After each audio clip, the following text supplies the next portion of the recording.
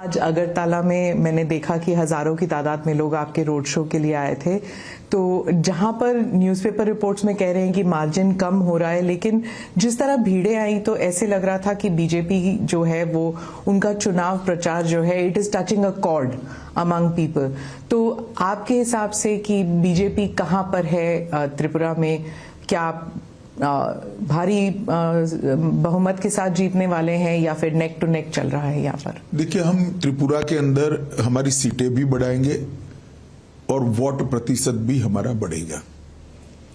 और इसका सबसे बड़ा परिचायक है कि यहां पर जिस कांग्रेस पार्टी के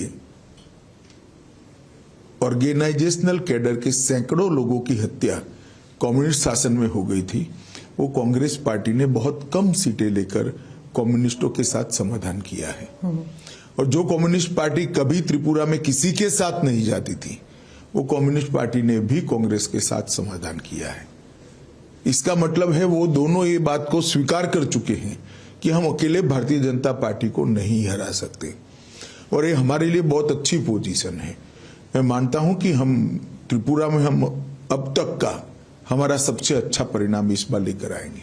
तो ये अगर गठबंधन तय है, तो जब गठबंधन इस तरह बन रहा है कि कांग्रेस, लेफ्ट पार्टीज, मतलब everybody get together to defeat BJP, ये एक सोची समझी अगर रणनीति है, तो क्या ये आप समझते हैं इसके लिए एक it's a big challenge for the BJP? देखिए, आप पत्रकार हैं इसलिए इस तरह से सोच रही है स्मिता जी।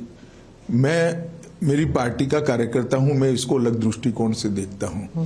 मेरी पार्टी को इससे आत्मविश्वास बढ़ना चाहिए, क्योंकि हम इतने ताकतवर हो गए हैं कि कोई अकेला लड़ना नहीं चाहता। अगर ताकतवर हुए हैं तो हमने एक आत्मविश्वास के साथ जनता के बीच में जाना चाहिए, और हमने 5 साल में जो करा है वो बताना चाहिए। जो हमने बताया अब तक के चुनाव परिणाम के अंदर, मैंने 4 रैलियां करी हैं, 3 रोड शो करे हैं। मैं आपको बताता हूं कि आज का रोड शो का जो दृश्य मैंने देखा है, मैं कई बार त्रिपुरा है, पार्टी अध्यक्ष के नाते भी आया हूं, कैंपेन में भी आया हूं, गृह मंत्री के नाते भी आया हूं, और चुनाव के बगैर भी आया हूं, मगर ऐसा दृश्य मैंने मेरे जीवन में नहीं देखा। जी, वो मैंने देखा, भीड़ बहुत थी, लेकिन जो त्रिपुरा के जो लोग हैं वो अक्सर कहते हैं कि जो लोगों की जो सोच है वो सेंटर लेफ्ट है ज्यादातर। लेकिन पिछले इलेक्शन में आपने चलो पलटाई का जो नारा दिया था, उसके बाद क्या आपको लगता है कि विश्वास अभी भी लोगों का आपकी पार्टी पर है? देखिए, चलो पलटाई का नारा आप सरसरी तौर पर देख रहे हैं। हमने सरकार बदलने के लिए चलो पलटाई नहीं कहा था, मुख्यमंत्री बदलने के लिए चलो पलटाई नहीं कहा था, या पार्टी इन पावर बदलने के लिए चलो पलटाई नहीं किया। हमने चलो पलटाई का नारा त्रिपुरा की स्थिति बदलने के लिए दिया था, और आज हमने स्थिति को बदला है। जैसे मैं आपको बताता हूं,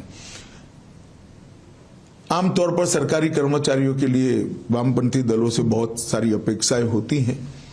यहां पर कई सालों से वामपंथी दल सरकार में था, 5वां पे कमीशन इनको तनख्वाह में दिया जाता था। हमने आने के बाद 7वें पे कमीशन को देने का काम किया, और बजट भी अच्छे करे हैं, फिस्कल डेफिसिट बढ़ाए बगैर, तो रेवेन्यू जनरेट हुई। इसके साथ साथ हमने हिंसा को समाप्त करने का वादा किया था, और हमने हिंसा को समाप्त किया है। हमने नशे के कारोबार को, जो बांग्लादेश से सीमाओं से आता है, उसको रोकने का वादा किया था। आज मैं आत्मविश्वास के साथ कह सकता हूं, हमने त्रिपुरा के अंदर नशे के कारोबार पर बड़ी कठोरता से नकेल कसी है, और इसका जनता में एक अच्छा मैसेज है। और हम इस बार नारा लेकर आए हैं, त्रिपुरा शांत हो चुका है, त्रिपुरा में अब वायलेंस नहीं है, अब त्रिपुरा को समृद्ध बनाने का समय आया है। मोदी जी और माणिक शाह की ये डबल इंजन की सरकार ने वो वादे को पूरा करने के लिए भी अब तक बहुत कुछ किया है। पहले विप्लव देव जी ने किया, अब माणिक शाह जी कर रहे हैं, और मोदी जी का जो केंद्र से गरीब कल्याण का थ्रस्ट है वो गांव तक परकोलेट हुआ है।